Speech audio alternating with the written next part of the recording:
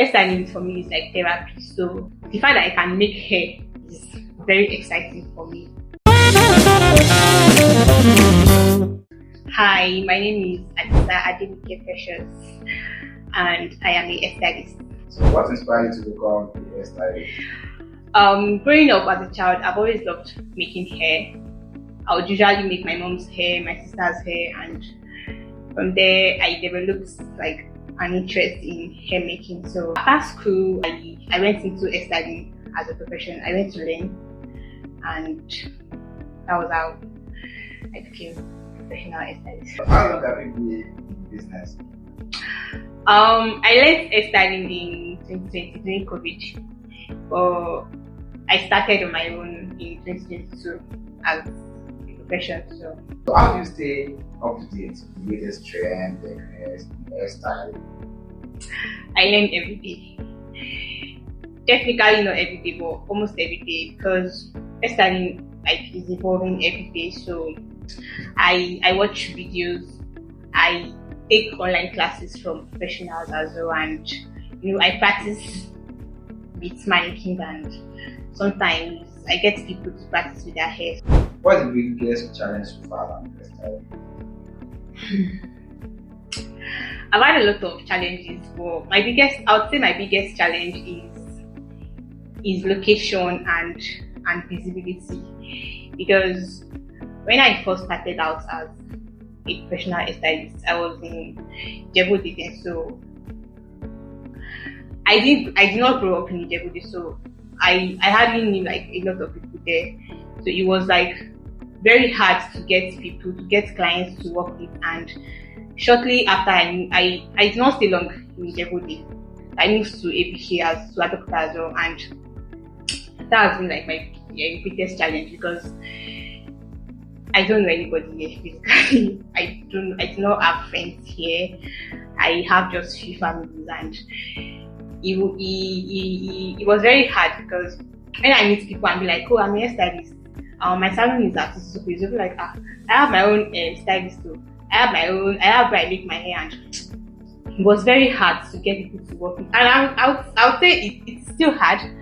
I have not overcome that challenge yet, but I feel like it's a gradual process. And thankfully, I'm meeting a lot of people, and there I'm getting referrals. And talking about location, do you have a physical location, or how do you balance the work? Is it home delivery, home service, physical location, or how?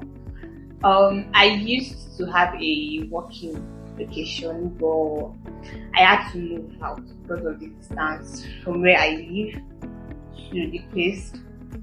And considering I was not making much sales then, I was not having much working clients at the time, so I had to come back home. So now I go out to make home service for clients, and if I want to style hair, clients send their hair over, so I work from home most times, and I also do home service as well. So what's the turnover so far? Over 100? I'd say 40 over 100, because it's still very, very poor.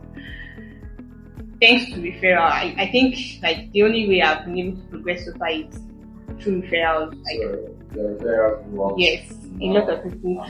And I would not fail to mention a good Twitter community. Like, I think that has helped me a lot as well. Meeting people from there, and I get referrals a lot from them as well. What's a memorable experience you've had with a client? A memorable experience I have had with a client, I think that would be when I got this job to work as a bridal stylist for a bride. That was when I just moved to Abeokuta, yes, and the bride was in Lagos. So usually I usually ask clients to send their hair over before the day. So, but she was not able to send the hair due to distance and all of that. When I went over to Lagos, I saw her hair, and in my head I was like, how am I going to work with this hair? This is not what I was expecting. But then the day, like the morning of the wedding, I started prepping, I did my thing, and while styling, it was not just coming together. I did not know what I was doing, but I just kept on. And the bride was like, just do your thing, don't worry. I know my hair is, but just do your thing. After styling her hair, I was looking at her like, but thankfully for me, our friends came and they were like, wow, this is so good. I got like a lot of compliments. The bride got a lot of compliments as well. After the wedding, she sent me like a long ass message saying thank you, that she loved her hair, her friends loved her hair, and I feel like that's like something I love when I work, and even when I have that at myself, it ends up, coming together. How do you see yourself in the hair industry? Don't blame me. In the next 5 years, I would, by God's grace, I would have become, celebrity hairstylist. If you have the opportunity to style a celebrity today, right now, which up there? I think it would be Nancy Simone. Have you been criticized before? If yes, how do you handle criticism? I have like a lot of times. When I first started, when clients make complaints about their hair, or when they give me bad review, I would cry. Oh, sorry. I would cry because especially when I know that I did a very good job. I did a very great job. So when I get bad reviews in turn, I'm always like, I always feel bad. Sometimes I would cry, even to my families and friends. But as time goes on, I started taking it with an open mind.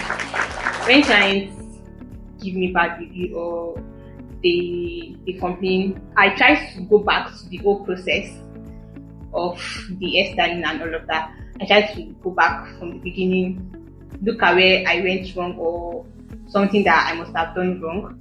Then I try to communicate with the client as well what they would have loved me to do differently or what they would want me to change and all of that. So now I take critics as, I take it with open mind and apology as well.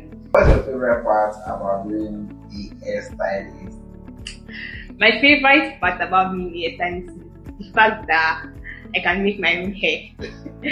Like, it excites me so much. I can make my own hair, braid my own hair, store my own frontal, style my hairs, and the fact that I can, do anything with my hair. I've learned a lot of lessons. I think the most important one is have a price and stick with your price. Don't lower your standards for anybody, for any client, because one thing is, no matter how cheap you are, no matter how cheap you think you are, there will always be people that would go cheaper than you.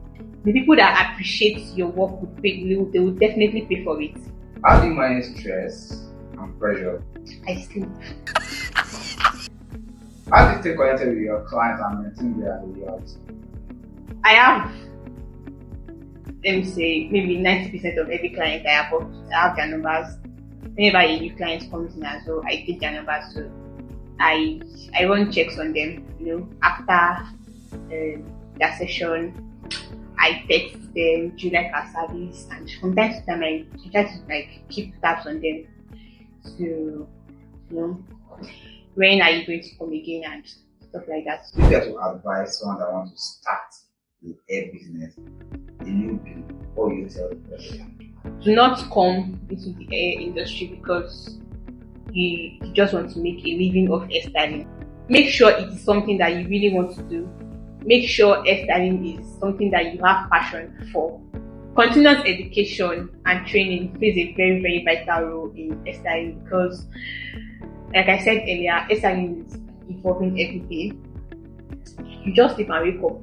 Tomorrow you see trending hairstyles online. And I start asking myself, when did this one come out again? So it's very, very important to keep learning. So thank you very much for joining our tennis corner. We wish you the best. Thank you for having me. Bye.